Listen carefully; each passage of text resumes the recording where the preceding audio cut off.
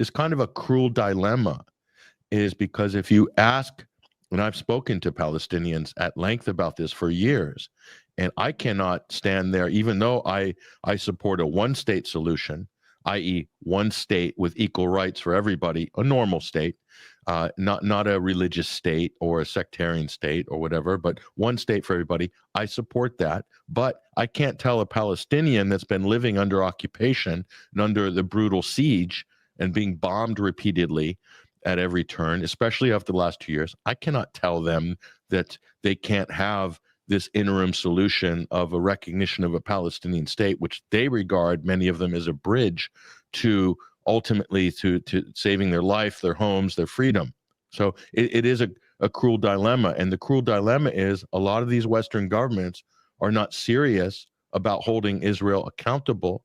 So all this is going to do is release a little bit of pressure politically.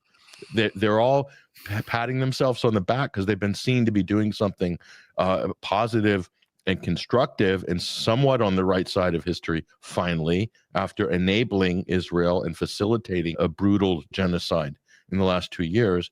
So, but at the end of the day, what does Israel care? Smotrich, the finance minister, said to the Associated Press this past week that phase one is demolition, and that's essential for urban renewal, quote unquote.